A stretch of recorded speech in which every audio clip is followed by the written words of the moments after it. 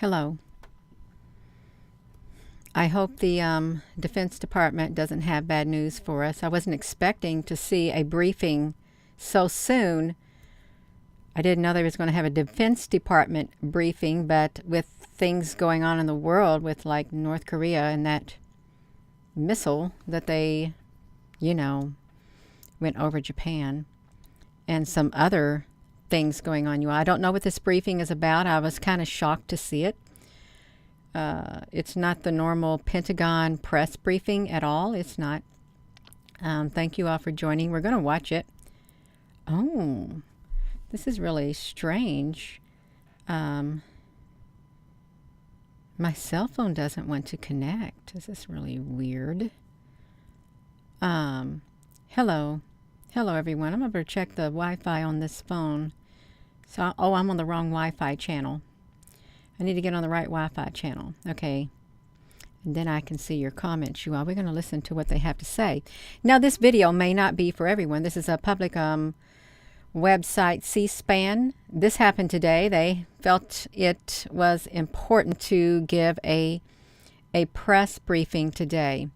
Hello there, Apple Brooks. Hello, everyone. You just finished an earlier video. Ah, that's wonderful. Trey just put up a video. Ah, that's wonderful. When I get a chance, probably after this video, I might look at it tonight. Thank you for letting me know, you all. We're going to come over here to the C-SPAN. Let me make sure you all can see me. I can see you. You can see me. We got it going, you all. I think this is around 45 minutes. I think that's what they do. They go for, well, it seems like they do a video for about as long as I do my video, you all. Let's get to this. And please try to keep your comments respectful. And there is no need for, let me just say this right now. Gina, can you do this? Let me put this back to me. There's no need for rude comments saying, you know what, woman, we don't need to hear your opinion. Well, this is my YouTube channel. If I want to give an opinion, if I want to say something, I'm going to say it. So please keep your comments respectful or they're going to get deleted. Okay? They are. So yeah, you all, let me shrink well, I don't need to shrink myself down on here because we're going to go over there, you all. So you may not agree. Let me just say this. You may not agree with whatever is said by either of the individuals. We're looking at the Defense Department spokesman, Brigadier General Pat Ryder, and Deputy Assistant Defense Secretary Laura Cooper, briefing reporters on a new $625 million security assistance package that provides additional weapons and equipment to the Ukraine. Well, I didn't know this, but yeah, we're going to watch it. We can watch it, you all. There's no reason why we can't because they're going to be talking about other things too, I'm pretty sure. Let's get this right here. Hello, everyone. This is brand new. We're going to have two people show up on this video, you all. You just watch it. Let's make it really big. Well, I got to make sure that, okay, here we go. I want to make sure that you can hear it loud and clear also. All right, well, good afternoon, everyone. Thank you very much for joining us today.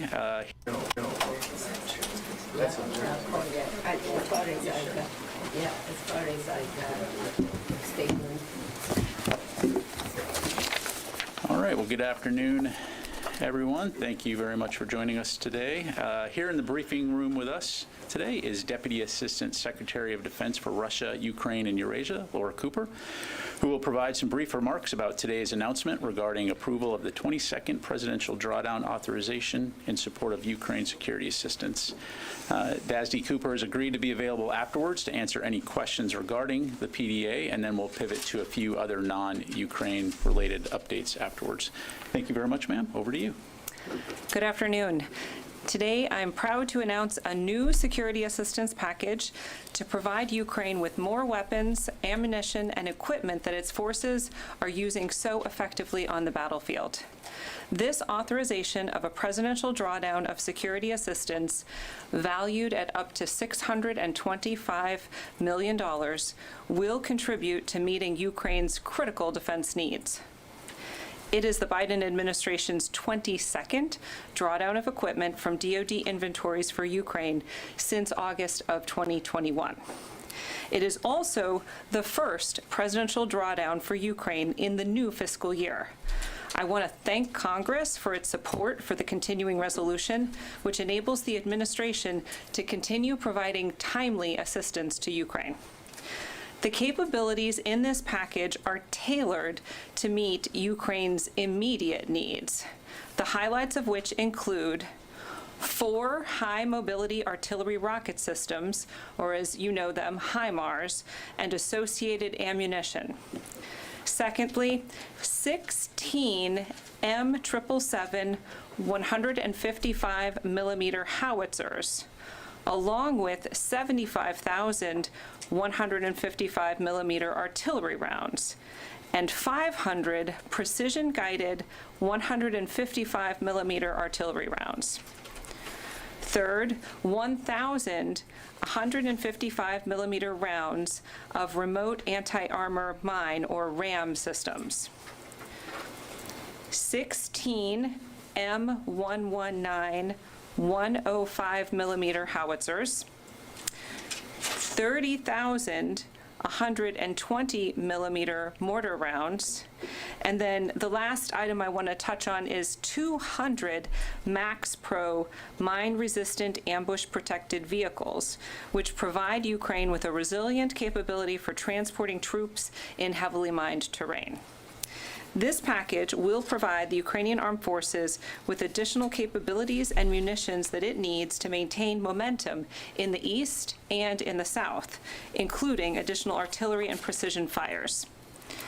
Ukraine has demonstrated the ability to use these capabilities to degrade Russian logistics and command and control, creating opportunities for Ukraine to maneuver and to advance. So they're talking about all the money they're, I guess, giving to the Ukraine and the weapons that they are going to supply them with.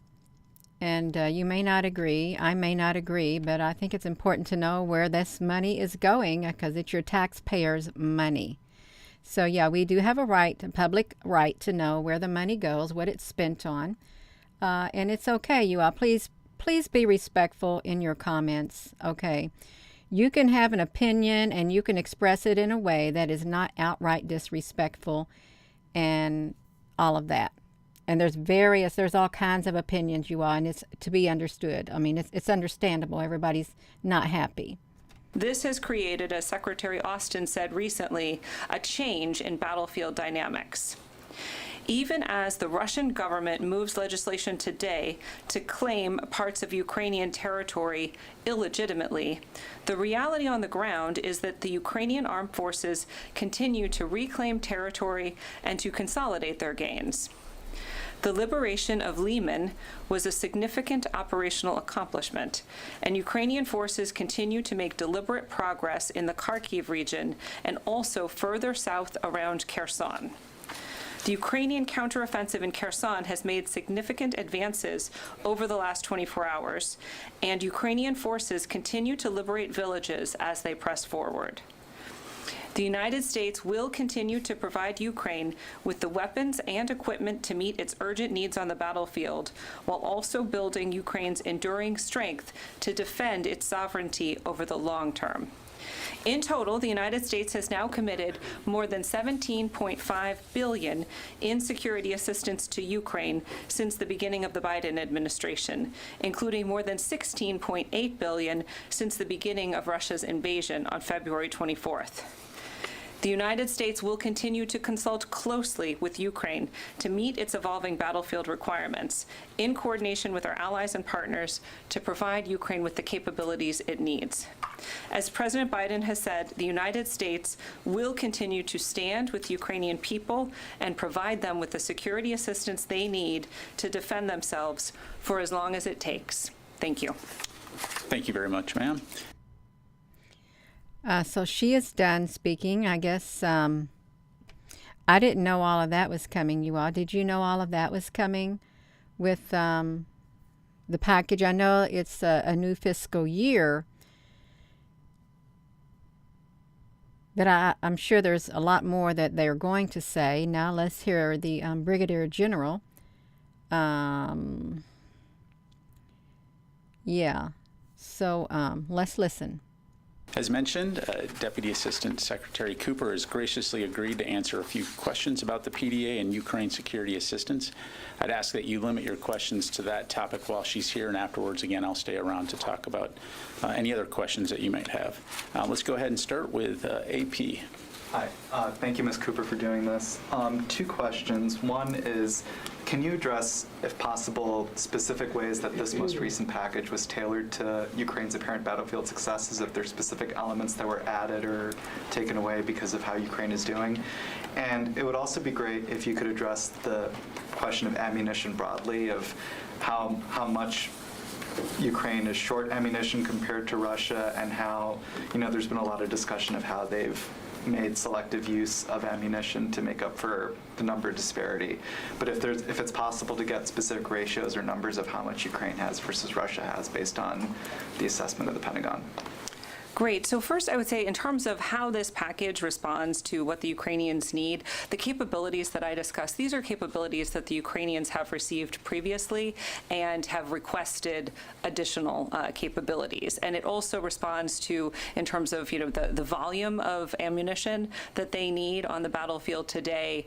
We're looking very closely at their consumption rates for ammunition to make sure that they have what they need for the counteroffensive, and then the types of capabilities. I think at this point the HIMARS are pretty famous because you've seen how the Ukrainians can use these capabilities to take out critical Russian logistics nodes, command and control nodes, ammunition depots, etc., and really weaken the Russian forces' ability to respond. So having these additional 4 HIMARS is going to enable the Ukrainians and the other capabilities as well to have flexibility in how they employ these capabilities with their forces as they look for additional opportunities to seize the strategic advantage. And in terms of the comparison with Russia, I can't get into specific numbers for you.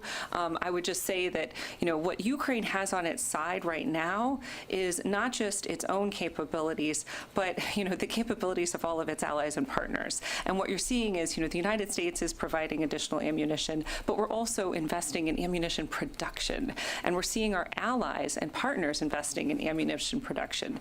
We had Undersecretary LaPlante last week meeting with allies, armaments directors, talking about ways to sustain the industrial base to continue to support Ukraine.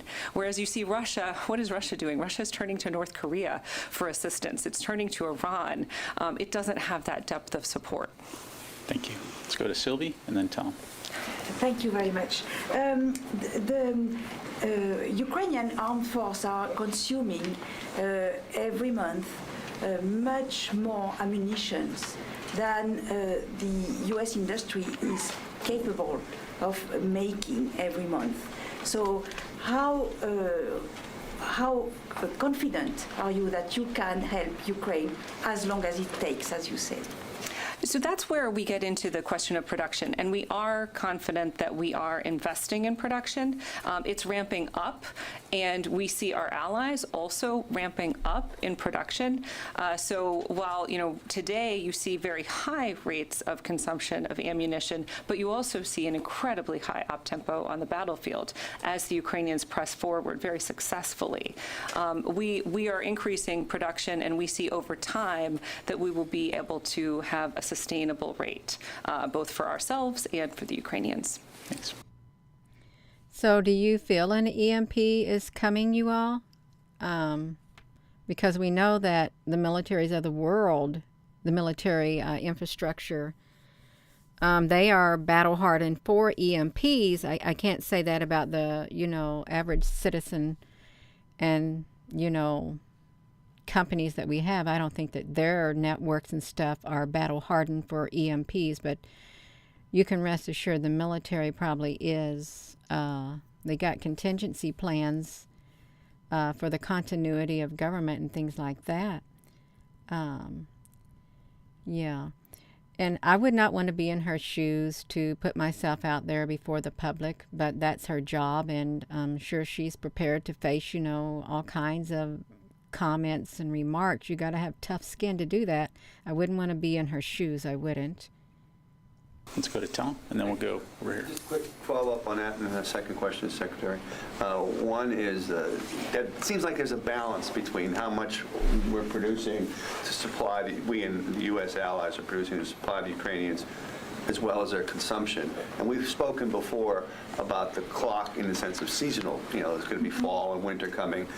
Without asking you to project, what the Ukrainians may or may not do tactically, but is there, part of the calculation is that there has to be a slowdown at some point because of Mother Nature that would help production ramp-ups meet the demand of the Ukrainians? And my second question off that, not on that, is announcement earlier about this drawdown authority mentioned Claymore mines were supposed to go as well, and you didn't mention it. Were they removed from the package? Sorry about that. Yes, Claymore mines were in the package. Yes, yes, and we've provided. They are in the package, and we have provided those before. Yes, that's correct. Sure, that's correct. Okay. Yes, and in terms of your question about seasonal aspects to the fight, absolutely. Weather plays a big factor in any war. And here, what we would anticipate is, as the weather changes, maneuver will be much more challenging. I mean, you get really muddy ground.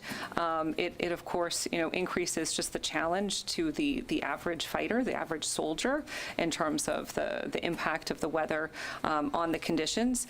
Now, for us, we know that we have been looking to the Ukrainians for what their needs are for the winter. You've seen allies taking a leadership role in providing winter equipment to the Ukrainian soldiers, making sure that they have what they need to sustain themselves throughout this winter.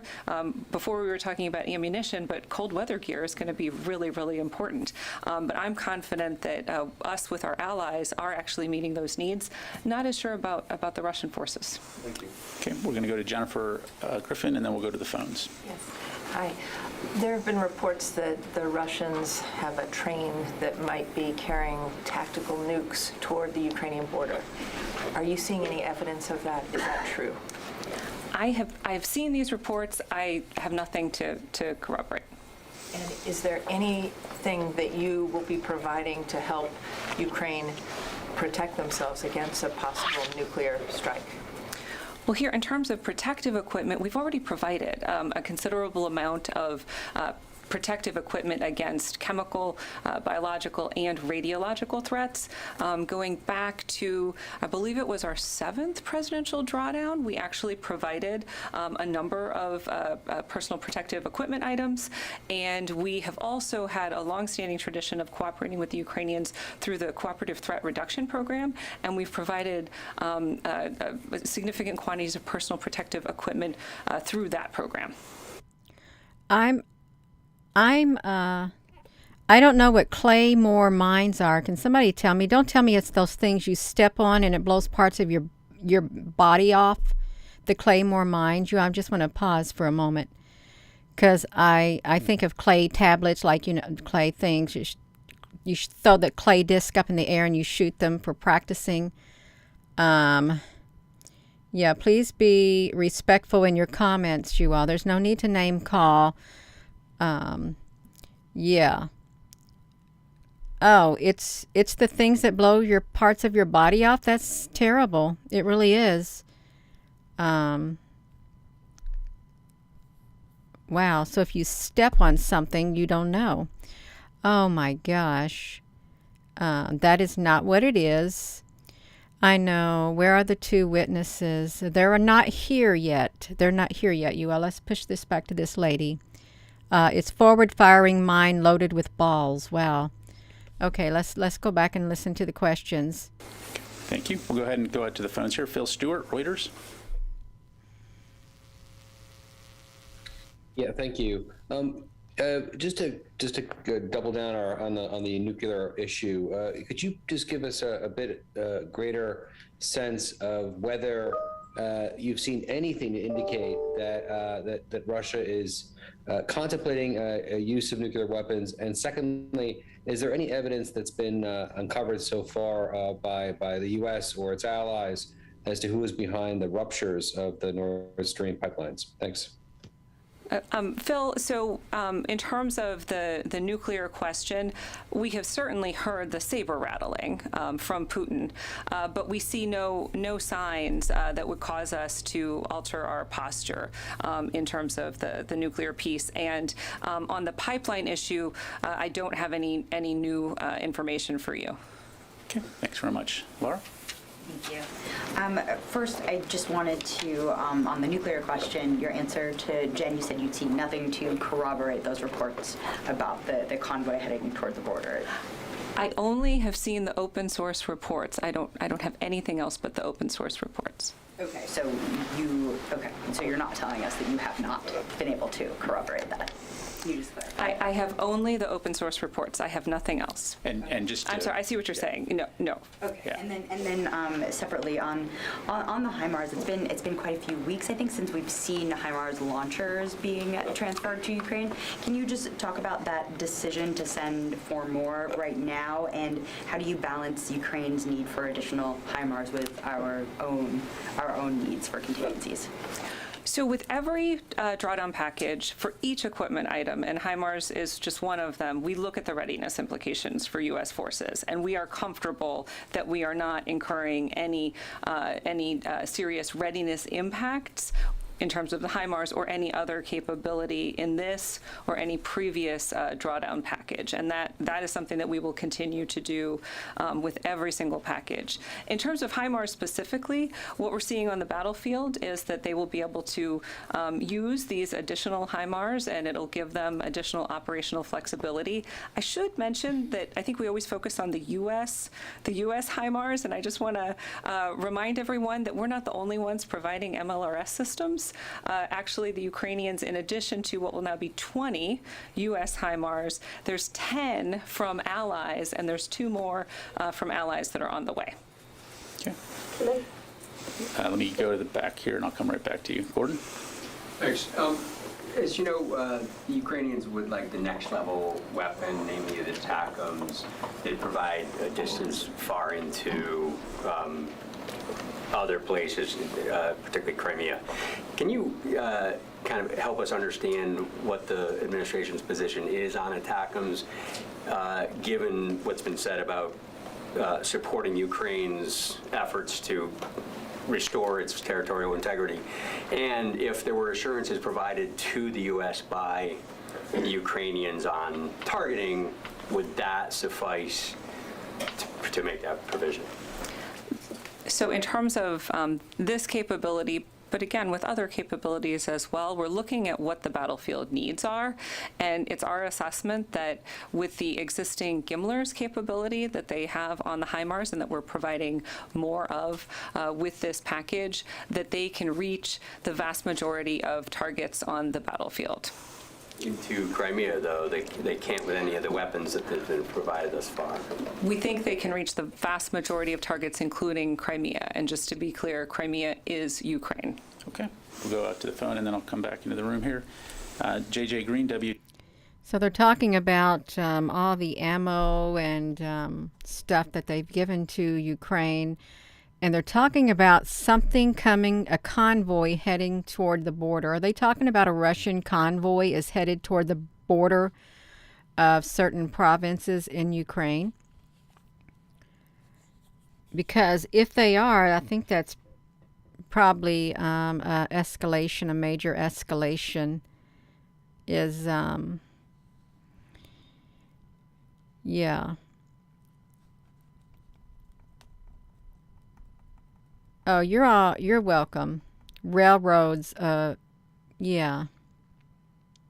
Oh my gosh, Derek, a train with that on it? Oh wow.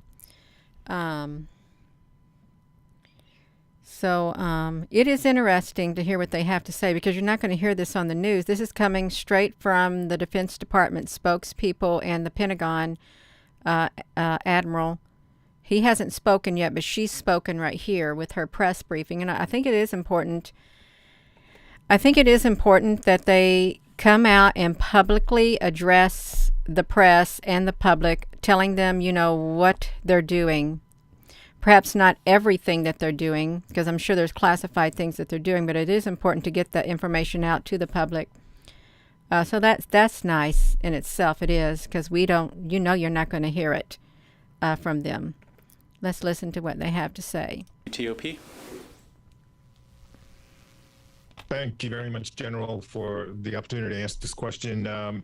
Besney Cooper, what kind of conversations are you having with allies about the concerns that have come up regarding the possibility of Russia's nuclear activity? They've been threatening to do this, and I'm sure you've been talking with allies about this because allies are talking about it independently, but what kinds of conversations have you had with them, and can you share anything about where they go?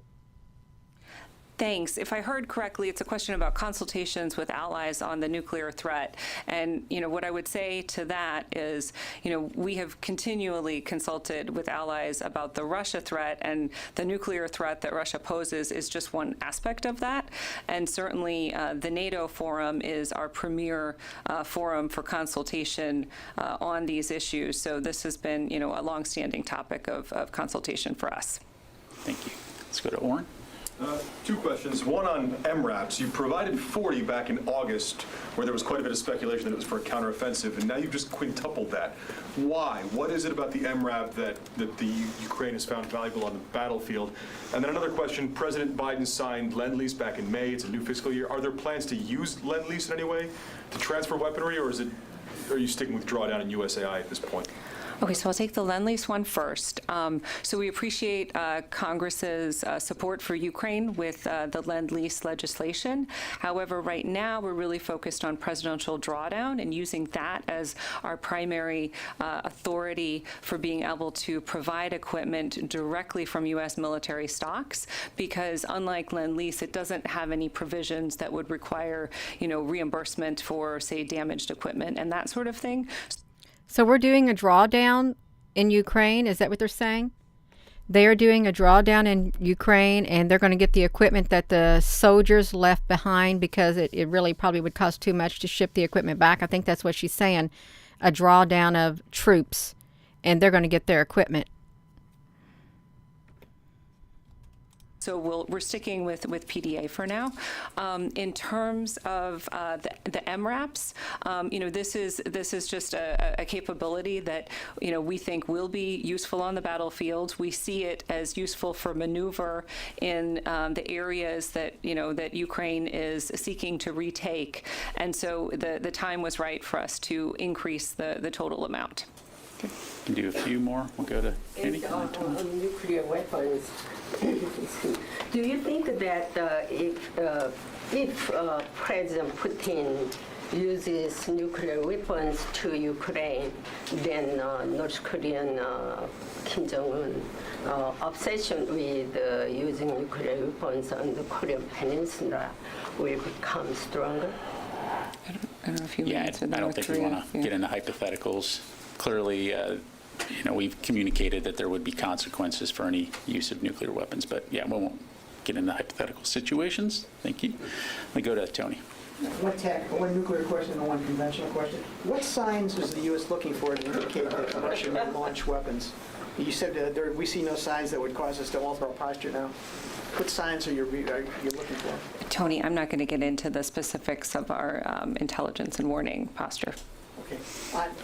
This is the second round of those artillery-launched anti-tank mines. It's kind of interesting. Yes. How are they being used? Are they being used to blow up Russian tanks like the Javelin, or to block Russian tank movements, clearing, to block up corridors or something? How are they being used?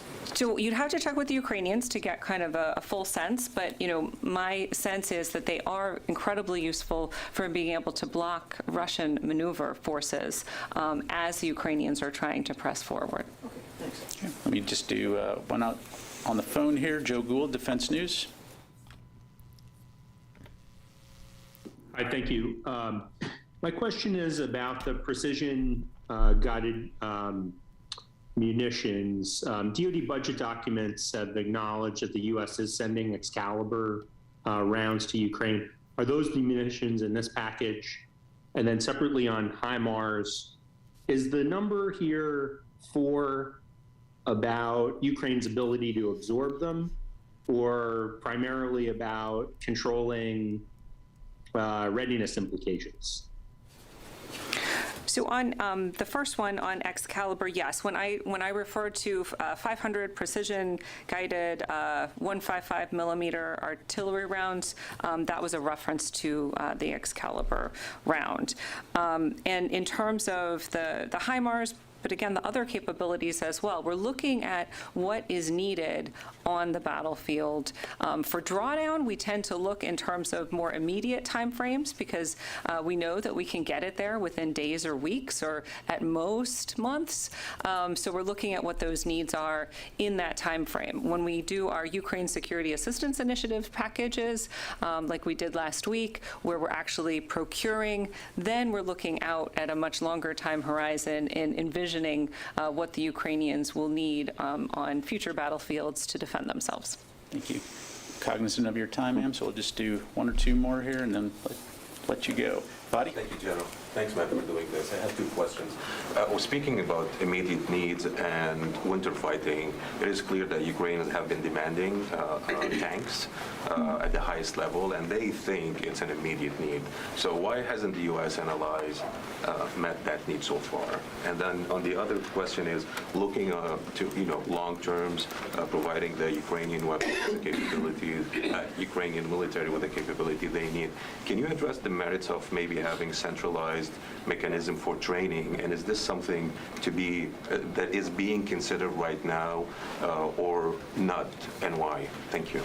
Great, excellent. So on tanks, we absolutely agree that the Ukrainians need tanks. And, I don't have the breakout of numbers, but, the U.S. has worked with allies to support Ukraine with 1,000 armored tanks and other, armored APCs so far. So we definitely see the need for tanks. The easiest to provide immediately and be immediately deployed on the battlefield are the Soviet-type tanks that the Ukrainians already know how to operate, but more importantly, that they know how to repair and that they have spare parts for.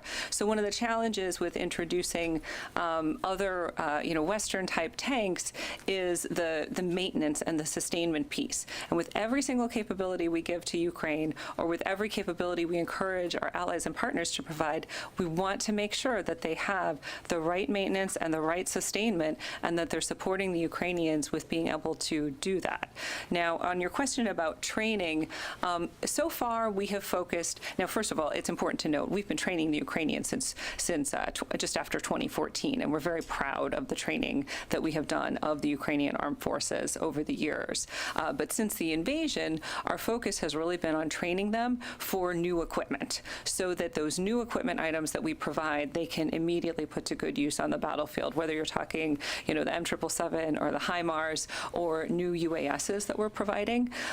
So that has been our focus, and we have been coordinating that training, and we've been coordinating it with allies via the team, the U.S. and UK-led team in Germany, to make sure that the allies can work together in different locations and also to reinforce each other's training programs. But certainly, we really welcome additional training that is being provided right now by the Brits.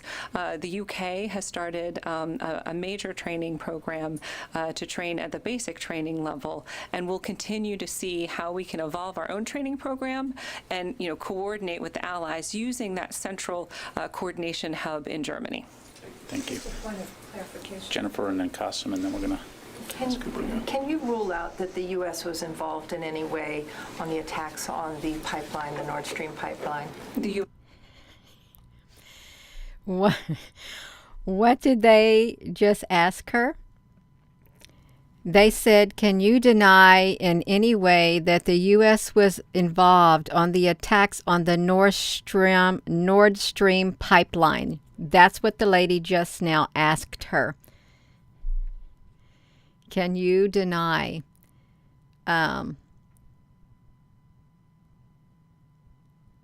Let's hear what she has to say.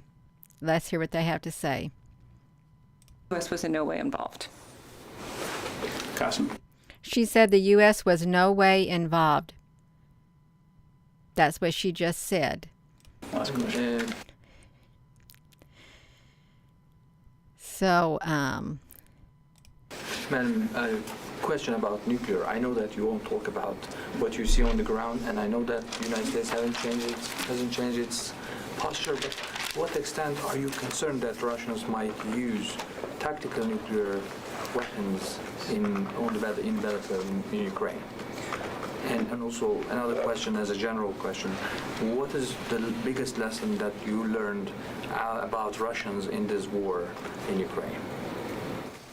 Okay. Oh, that one's really hard. So on the nuclear piece, certainly we always have to take the threat of nuclear use seriously, and so we do. And that's why we are watching very closely, and that's why we do consult closely with allies. But at the same time, at this point, its rhetoric is only rhetoric, and it's irresponsible saber rattling that we see at this point.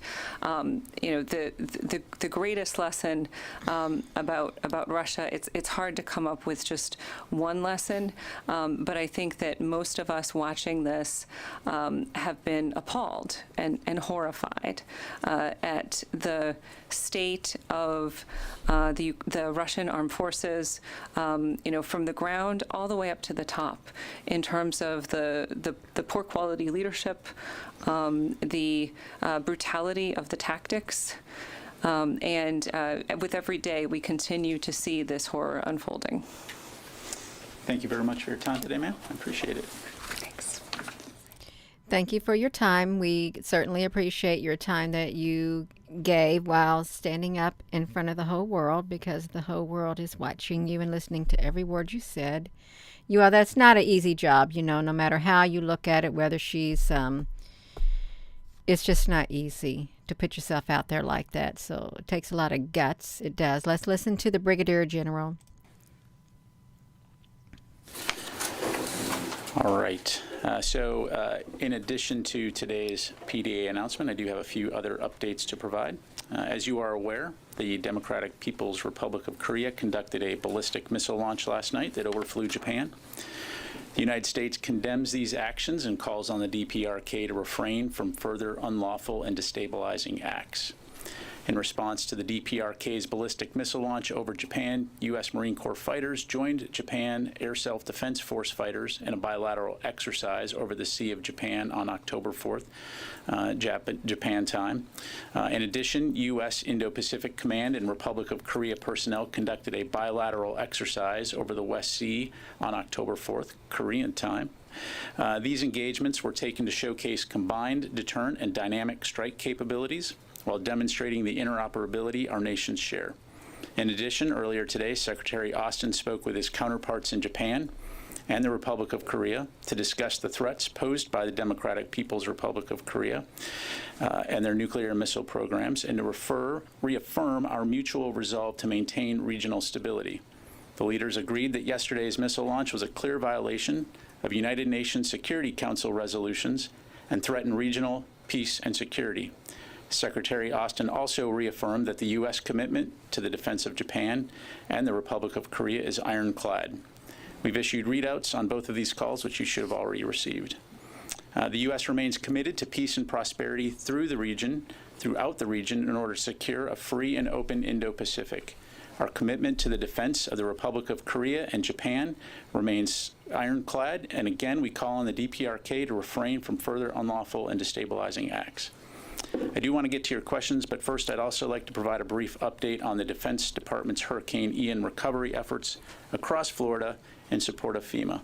As of this morning, the National Guard had more than 5,198 soldiers and airmen on state active duty from Florida, Tennessee, Louisiana, Mississippi, New York, Washington, Georgia, and Montana. Under the command and control of the dual status commander, Army Guard Brigadier General Sean Boyette, Guard soldiers and airmen are providing route clearing, sustainment support, logistics, security, satellite communications, search and rescue, 32 commodities distribution sites, shelter support to FEMA and other local first responders. The National Guard has 24 helicopters involved in recovery operations and have rescued more than 2,100 people and 50 pets thus far. The Florida Guard also has more than 1,300 ground assets actively engaged, including high-wheeled transports, fuel trucks and wreckers, and 50 rescue boats. More than 180 Guard troops have been airlifted to Captiva, Sanibel, and Pine Islands for security assistance in food, water, and commodities distribution. National Guard support to hurricane recovery efforts in Georgia, North Carolina, and South Carolina have concluded, but 65 Virginia Army Guard soldiers and 3 helicopters remain activated in state active duty status for potential high water missions in Southeast Virginia. And separately, as I speak here today, Secretary Austin is hosting Pakistan Chief of Army Staff General Qamar Javed Bajwa for a scheduled meeting here in the Pentagon today. This year marks the 75th anniversary of relations between the United States and Pakistan. We will be issuing a readout later today. And finally, on behalf of the DoD Public Affairs team and Secretary Austin, I want to welcome Assistant to the Secretary of Defense for Public Affairs, Chris Mayer, who arrived on station this week. As the department's senior public affairs leader, he will oversee DoD's media relations and public outreach efforts and serve as Secretary Austin's senior advisor on public affairs and strategic communication.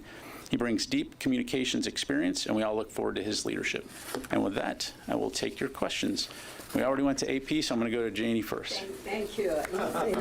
Thank you very much. You mentioned about the North Korea launched the missiles. I have 2 questions.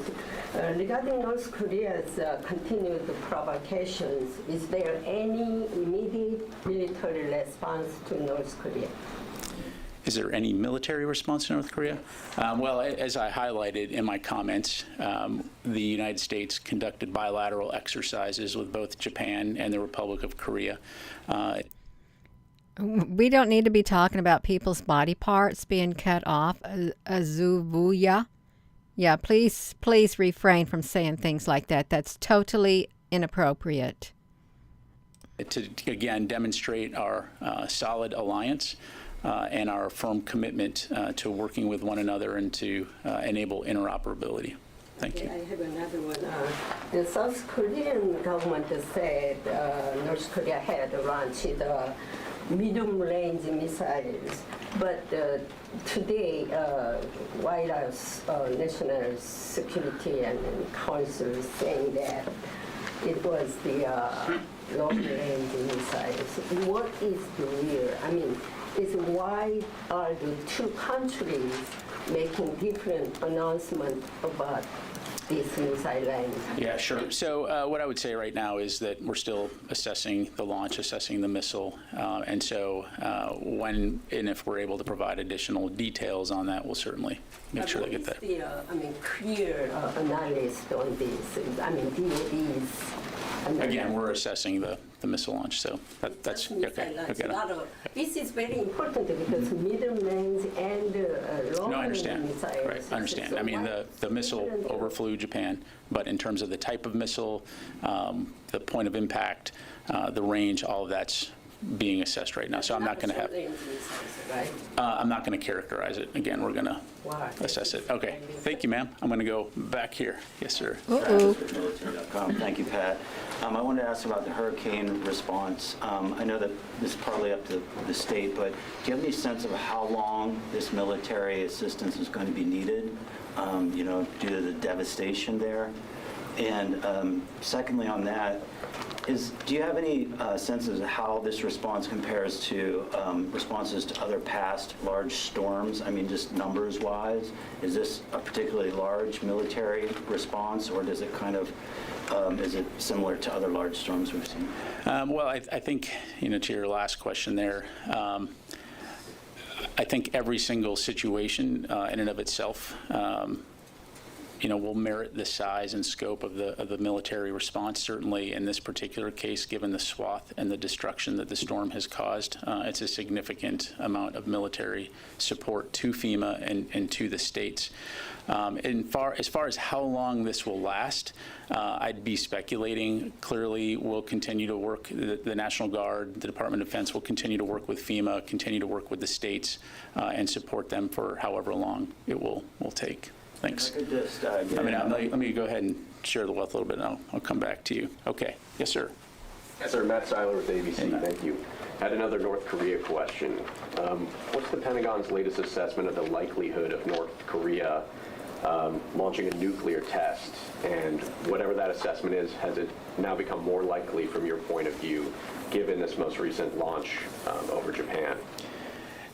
So I don't want to speculate on whether they will or not. As you know, there has been indications in the past that the DPRK is preparing a test site for what would be its 7th nuclear test. If they do such a test, from our perspective, it would clearly constitute a grave escalatory action and seriously threaten regional and international security and stability. Regardless, we continue to work with our Republic of Korea and Japanese partners for all contingencies, and again, would call on the DPRK to cease these type of destabilizing and unlawful actions. Thank you. Ma'am. Hi, Brandy Vincent from Scoop. One follow-up and then one general question. On those bilateral exercises being conducted right now, when you say demonstrating interoperability between partners, from a technology perspective, what do you mean? So interoperability, the ability to fly and fight together is not something that you can just wake up in the morning and do, right? As evidenced by our operations during the counter-ISIS campaign, as evidenced by the current effort in Ukraine, our ability to work and fight and deter alongside our partners is critical in terms of deterrence, demonstrating that we do have the capability to fight together when and if we need to. And so these exercises are an opportunity for our military members to work together to exercise those capabilities, to one, send a message that we are prepared, and two, that if we need to fight, we can, and we can do it together. Thank you, Doc Modulo. They're talking about Russia, Ukraine, also the missile, North Korea, and shot over to Japan. That's true. That's what they're talking about. Thank you. Just really quickly, the classified version of the NDS was sent to Congress in March, and we've been waiting for an unclassified version since then. Last week, the President's coordinator for defense policy said that we could expect an unclassified version coming out soon. What does the timing look like on that? It would probably be a huge mistake for me to give you a time from this podium. All I can say is that when we have something to announce, we will announce it. Keeping it, quiet. Why hasn't it been released? Well, first there has to be the unclassified national security strategy released, and then after that, then we'll be in a position to release the national defense strategy, the unclassified version. Not at the same time, national security strategy. Again, I'm not going to sit here and do action officer work at the podium, but thank you very much. All right, let me go back over to Kevin. Hi, General. Kevin Barron. I'm a friend of Gordon Leupold's. We've met before. I have a question on Mike Pompeo has come out with a series of new ads through his PAC on wokeism in the military, and part of a political conservative accusation that wokeism is affecting recruiting, among other things here. Is the Pentagon doing anything to dig into this? Do you have any data showing yes or no that wokeism, that all the programs that have been put in place in the last couple of years here on racism and extremism, et cetera, are negatively affecting or in any way affecting recruiting and retention levels? Yeah, thanks for the question, Kevin. As I'm sure you're going to appreciate, I'm not going to comment on anybody's particular election campaign, so thanks for the question. That's fine. All right, do you have any data, or are you studying this issue at all? As it pertains to an individual's election campaign, no. As it pertains to the recruiting difficulties the services have been reporting the last few months? I think we've been very public in terms of the challenges that we face as a department in terms of recruiting, to include a lot of the reasons that we assess why that is, to include a propensity to serve, to include the recruiting age population. And so the department continues to work very, very hard. All the services do to find ways to demonstrate to the American public that this is an attractive and great way of life. I mean, the opportunities that you get while serving in the military are unparalleled, no matter what walk of life you come from or what your background is. So I am confident that each of our services will continue to research that and look at it and find ways that we can connect with the public, because at the end of the day, this all-volunteer force needs volunteers, and it's essential to defending our country and our way of life. And I'm going to go to the next question. Ro. Thank you very much. Two questions on North Korea. During the Secretary's phone call with the Japanese and South Korean counterpart this morning, did they discuss deployment of more U.S. military assets to the South Korea and Japan to reinforce deterrence? And secondly, do you still believe that denuclearization of the Korean Peninsula is a realistic end goal of the U.S. policy on North Korea? So denuclearization continues to be the policy, as we've said in the past. In terms of the phone call this morning, I think the readout that we provided the contours of the discussion to include a discussion about the exercises that our two countries have conducted in the past and the exercise that we conducted today. Thank you. Qasim. General, as the North Korean missile flew over Japan, apparently there was no engagement against the missile. Do you rule out that there was no engagement against the missile? In terms of trying to intercept the missile? No. And also, you mentioned that there was an exercise with Japan, and also you tried to characterize it as a way of a response to it. Was in response, correct. It was in. It was a show of force? What was that really? It was a demonstration of our commitment to working with one another and interoperability. Again, sending a message to the DPRK that the alliance between the United States, Japan, and the Republic of Korea is very, very strong, and that we are prepared to work together to deter any type of threats. So those were conducted in response to that launch. Can I follow up on this, General, this topic? I'll come back to you. I want to give other folks. Yes, sir. Mike Press, the Washington Examiner. U.S. Africa Command said they launched a strike this weekend targeting al-Shabaab militants. It's the fourth strike since about mid-August. Could you give us an update about the situation on the ground there and if the threat from al-Shabaab is increasing? So I'll talk in general terms. Really, I would encourage you to talk with AFRICOM, who can give you more of a deep dive. Clearly, al-Shabaab is a concerning organization, as an offshoot of ISIS. And we continue to work closely with the Somali government to try to train, advise, assist as they confront that threat to try to prevent it from spreading further. Clearly, these strikes are meant to try to prevent that from happening. We've all seen in the past what can happen when it does, and so we'll continue to work closely with Somalia on that. But I would recommend you contact AFRICOM. He's Air Force. He's wearing a U.S. Air Force uniform. Okay, so let me go here, and then the back, and then I'll come back to Sylvie. Thank yes, you, sir. General. Thank you. Mohammed Mehdi with the Mayadeen Network. Regarding to the North Korea, General, are you willing to sit with the North Korea officials and on what principles table for these talks if it's going to... This broadcast happened today, October the 4th. So this is not that old at all. This is like today. ...be held between the U.S. officials and North Korea?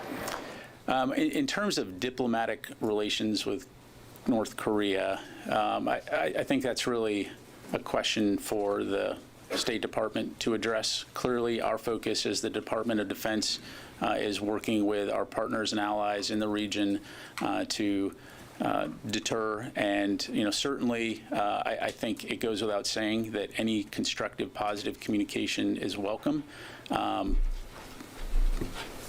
Firing missiles is not a good way to do that. So, we would again ask them to stop with the destabilizing actions. And in the meantime, we will continue to be prepared to defend our allies. Let me go to the person behind you. Yes, ma'am. Yes, Erin with Kyoto. Erin. And how does the Pentagon assess North Korea's capabilities in terms of accuracy? That's really a subjective question, right? So without knowing what particularly they were aiming at, and I really don't want to get into intelligence on that. So The second time, though, it's gone over Japan, correct? I'd have to double check, but I think that's right. But in terms of accuracy, if you're talking about precision-guided capabilities and things like that, yeah, I don't have an assessment to provide for you. But thank you. Okay. Yes, ma'am. And then go to Sarah, and then I'll come back to you guys. Sorry. Long-range ballistic missiles that Whoopsie, I'm trying to type on here. I'm sorry. are rumored that North Korea might be working on. Is there any update on that? I don't have any updates. Thank you. Any worry about that program that's escalated? Again, the issue here is North Korea's behavior and the destabilizing impact that it has on the region. And so that, of course, is concerning to everyone. Yes, sir, we'll go here, and then I'm going to go to Sylvie. Thank you, sir.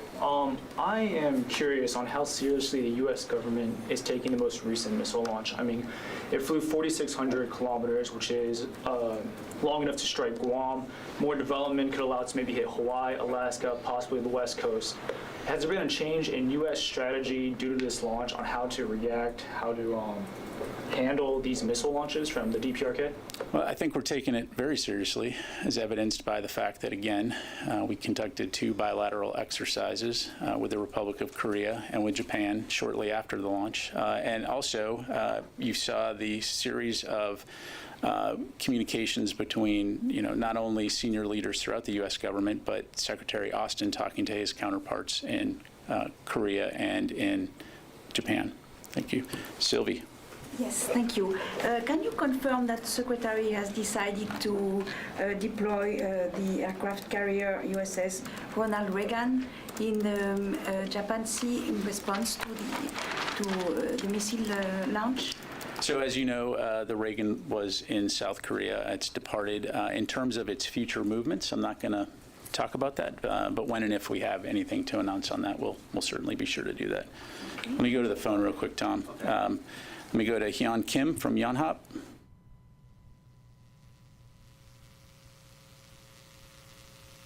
Hyun, are you there? Okay. Heather Mongilio from USNI. I was actually wondering if you can talk a little bit about the Secretary's meeting when he went to Red Hill. I saw that the Department of Defense released a new supplement to the plan that's now looking at a reduced timeline of 30 days instead of 120 days for defueling, as if that is a possibility. And I was wondering if you had any comments on whether this is something that the department is pursuing seriously. Yeah, thanks, Heather. So as you highlight, the Secretary did visit Joint Task Force Red Hill this last week when he was in Hawaii. He had the opportunity also to visit the bulk storage facility and meet with the Indo-PACOM commander and with the Joint Task Force Red Hill commander, Rear Admiral Wade. And as part of those discussions, the emphasis on defueling this facility as swiftly as possible was a key aspect of the discussions, as well as doing it as safely as possible. Rear Admiral Wade has taken command of JTF Red Hill. I know that he and his team are working very hard toward that end, and certainly they're going to work it, again, as fast as they can, but just as importantly, as safely as they can, given the environmental and community impacts. Thank you. Okay, back to you, and then to you, Tom, and then to Fadi, and then we're going to start to wrap it up. Okay, I wanted to follow up on the wokeism question and kind of the cultural wars going on around the military, specifically transgender service. That was granted, and then it was reversed, and then that reversal was reversed again, and now we have open service. But advocates say that there should be a law that enshrines the ability for transgender people to serve in the military, because it could be potentially reversed again by another administration. Does the Pentagon believe that a law is needed to protect service by those troops? Yeah, I appreciate the question. Again, I'm not going to talk about or speculate about potential legislation. That's the role of Congress and our elected leaders. Our job in the Department of Defense is to implement the policies that we have, and we continue to implement those policies. What would you say to transgender troops who feel a certain amount of insecurity and, the future may feel uncertain to them? What would I say to transgender troops as a U.S. Air Force officer currently serving in the Department of Defense is that if you're wearing the uniform and you're next to me and we're going to fight together. And you're my teammate and I'm your teammate. Okay. Tom. Thanks, Pat. When the Secretary announced the extremism program and there was a stand down earlier this year, then press spokesperson John Kirby said the new regulations permit DOD to investigate possibilities of extremism ranks when the information came forward through various media or other ways. As you know, we talked a couple weeks ago how at least 110 members of the military were identified in report by the ADL of having possible links to the Oath Keepers. And I'm wondering what step, that was 2 weeks ago, and that's come to light. What steps, if any, has DOD taken to begin to investigate these individuals who were cited in this report? Yeah, I don't have any specifics in terms of individual cases, right? But what I would say writ large is, again, we have clear guidelines and policy on what is and is not acceptable behavior within the Department of Defense. And if you violate those policies or those guidelines, or there's a reason to investigate, we will, and we'll take appropriate action. On those? I mean, again, I don't have any information on individual cases that you're talking about. Okay. 110 names are out there, sir. That's why. So I would recommend you contact the individual services, and they may be able to provide you with additional details, because depending on the agency, that would be the responsible agency for investigating. Thanks. Okay, Tony, and then I'm going to do one more from the phone. Thanks. While Afghanistan is on everybody's mind, there's still a classified after-action report. Can you check the status of that and when the Secretary is going to be able to release it, an unclassified summary? Yeah, and just to, yes, I can do that. And we're 6 months into the Ukraine invasion by Russia. Is there any attempt to name the U.S. and NATO operation to arm the Ukrainians? At this time, I'm not aware that there's any request to formally name the operation. Interesting. Okay, thanks. Okay. Fadi, last one. General again, yeah. So these two exercises in response to the missile launch by North Korea, can you explain to us the significance of using the JDAM with South Korea? What kind of message are you sending with using those? And how exercise with fighter jets is relevant to missile launch? I mean, how do you defend that? And a separate topic, the Secretary spoke with his Saudi counterpart. Do you have anything on that? Thank you.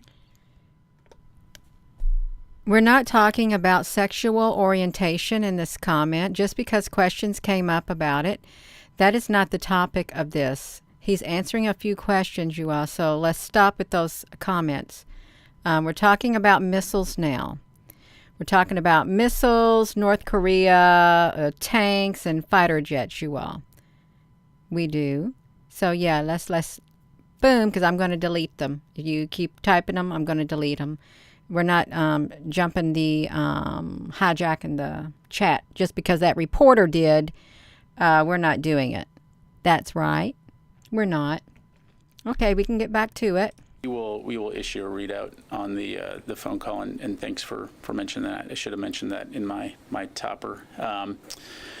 In terms of fighter aircraft, in terms of any type of exercises that we conduct, again, it demonstrates the full range of capabilities that we have. But I think if you look at the forest through the trees here, it's the fact that our militaries can work together across multiple different types of platforms, capabilities, environments, that we can fly together, we can fight together, and that are not even in the air, not just in the air, on the sea and on the land, that we have capabilities that enable us to integrate and synchronize and to deter and defend. And so your question in terms of what's the significance of using JDAMs, as we have seen in multiple conflicts, the ability to conduct precision strike, to be able to strike a target that you want to strike when you want to strike it, is a distinct advantage on the battlefield. And so our militaries, in this case the Republic of Korea and in the United States military, the ability for them to fly together and to conduct precision strike, again, sends a clear message. So actually, I'm sorry, I got one person I did not call, John Turpak, Air and Space Force Magazine. Thank you, General. The President, or the White House last night, issued a change to the Defense Production Act relative to the drawdown, relative to production of weapons. Can you talk about what some of the practical aspects are to that and how it directly or perhaps is separate from the Ukraine weapons announcements that were made earlier in your briefing? Yeah, thanks, John. Unfortunately, I can't because I just don't know. So let me take that question and we'll get back to you on that one. Okay, thanks very much, everybody. Appreciate it.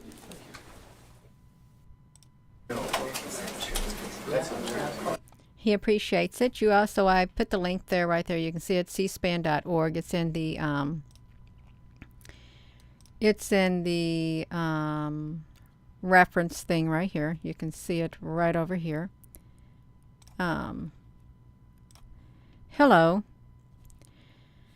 Yes. They throw questions in, is what they do. If they throw questions in, they will keep the other people who want to ask the serious questions about war, what's really going on. Was there like a missile that flew? Well, the missile that flew, he said like this, He said, let me put myself over here. Thank you for your comments.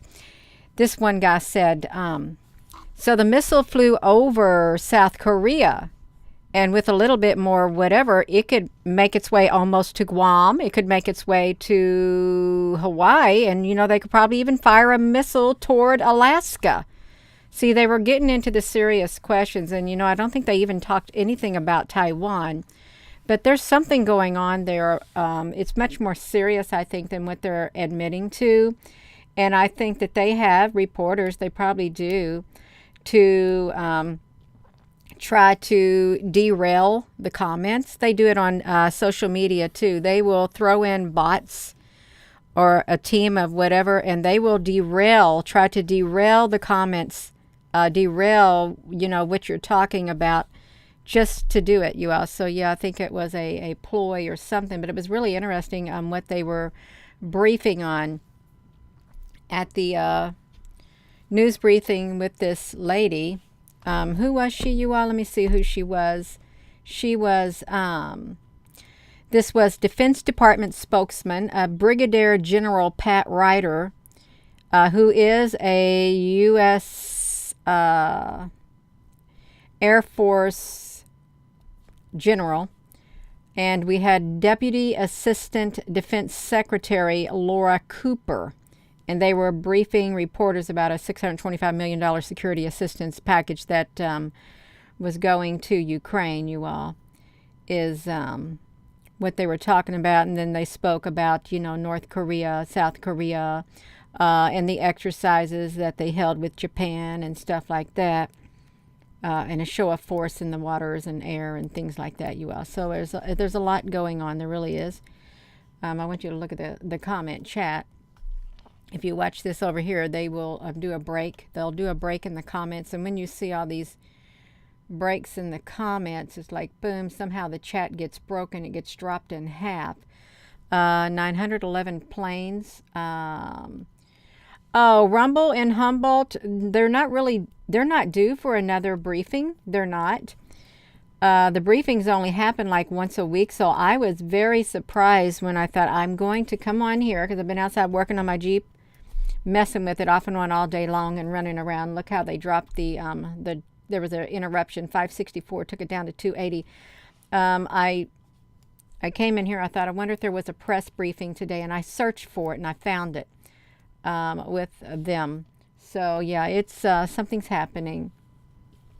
It is. And someone in the comment section said, we won't be given a warning, and we should consider this our warning. Yeah, we should consider we have been forewarned, because they've been out here talking about what's been happening in the field, in the grand theater of Earth, all of it, you all. And I really appreciate your all's comments. And, I know everybody has different opinions, and, some opinions are not too pleasant opinions, but still they're your opinions of how you feel about things going on in the world. And it's important to be able to, let your voice be heard. But please be respectful. That's all I ask you all, really, because, there's not everybody who is completely happy with everything going on in the world, but we need to be aware. We do. So thank you so much for tuning in, you all. And I am going to go. So with that being said, thank you, Apple Brooks Honey. And thank you all for all your comments. And thank you for the comments that are going to come after this video has been uploaded. So this is, wasn't expecting this briefing. Normally they'll do a briefing once a week with the general right there, the Pentagon press briefing, but she had something to say. So they both did a joint press briefing. So with that being said, Hello, wherever you are in any part of the world. Hello, from my heart to yours. Love you. Have a wonderful rest of your day. You all, thank you so much for tuning in and listening. Love you.